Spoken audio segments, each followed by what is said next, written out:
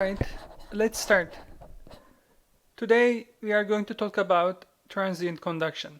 This is chapter 5 in your textbook. Let's first summarize the topics that we are going to cover today.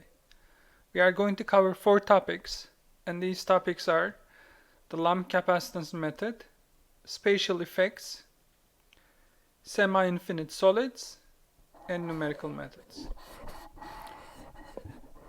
Let's now define transient conduction. What is transient conduction? So, any heat transfer process in which the temperature varies with time is a transient problem. Okay? So the key requirement is change in temperature with time. So the question is, when do you have this kind of outcome? When do you have a change in temperature of an object? So this happens whenever there is a change in the operating conditions or in the boundary conditions of the system. And this change is going to gradually become smaller and smaller, and eventually the system will reach to equilibrium value, which we refer as thermal equilibrium. So what kind of processes can introduce a change in the system, a change in the temperature? So for instance, change in the surface convection conditions can be one. Surface and radiation conditions can be another one. Surface heat flux, surface temperature, and internal energy change. And obviously, a combination of these can happen at the same time as well. So all of these factors can introduce a change in temperature of the system. Lump capacitance method. So in heat transfer analysis, some objects behave as lumps. So a lump in the context of heat transfer refers to an object that has uniform temperature at all times. So temperature within the object is constant in all different positions. So if you have an object, wherever you measure the temperature from, let's say different positions here, it is the same. So if you have an object like this, we call this object as a lump. Okay? So mathematically speaking, we can state that if the temperature is only function of time and the temperature is not a function of position, we refer to this object as a lump. Okay? So this is the mathematical description of a lumped object. So what is the advantage of this method? So if you just think about heat diffusion equation, so we are eliminating all derivatives with respect to x and with respect to y. So it makes the analysis much easier.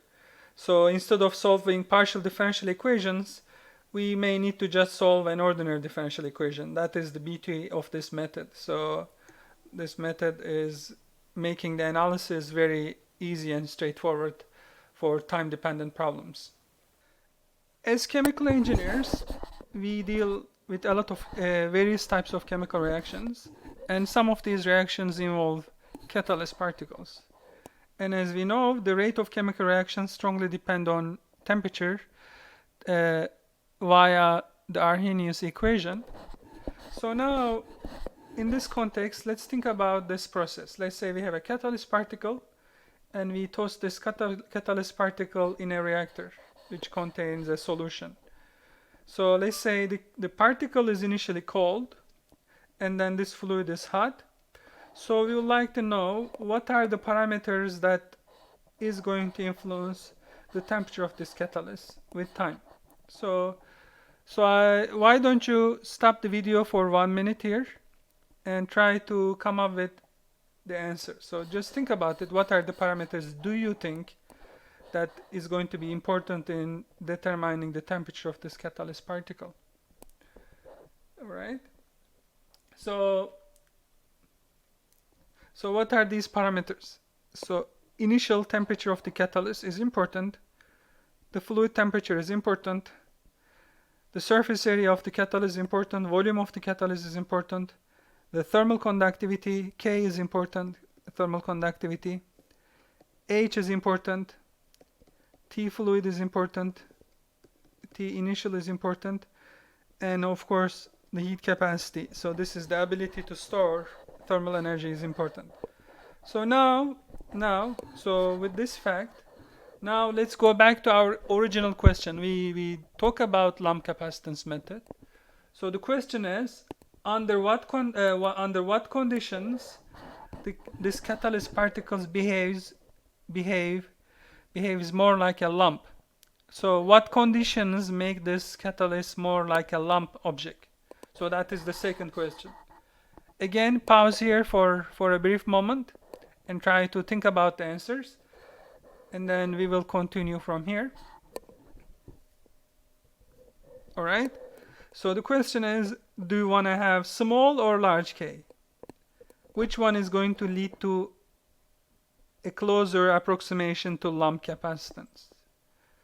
So now if you have a small K, that means the object is going to respond to a temperature change slowly, because it is not going to change its temperature in a fast fashion. So this means if you want to make sure the object is at uniform temperature in the center and on the edges, so the thermal conductivity has to be high. Large thermal conductivity is needed to make sure the temperature within the object is uniform. So how about the convective heat transfer coefficient, H? So in this case, so H is basically disturbing the equilibrium of the catalyst, the thermal equilibrium of the catalyst particle. So the temperature is changing because there is a convection coming from fluid to the particle. So that means H is a disturbance to the temperature of the catalyst particle. So that means if you want to reach an equilibrium, we want this disturbance to be small. So that means a small disturbance will be easier to dissipate, easier to reach a steady state. So we would like to have a small H value. And finally, do you want to have a small size or large size? Small versus large. So if the change is coming from the surface, as you can imagine, so if you have a small object, you have a smaller distance for heat to transfer. For a large object, you have a larger distance for heat to transfer. Obviously, this one, when you have a small object, it is going to reach thermal equilibrium faster. So smaller object is going to be preferred. So that means, so we would like to have a large K, high thermal conductivity, a small convective heat transfer coefficient, and small size to get closer to lump capacitance approximation. So that is the main message from this example.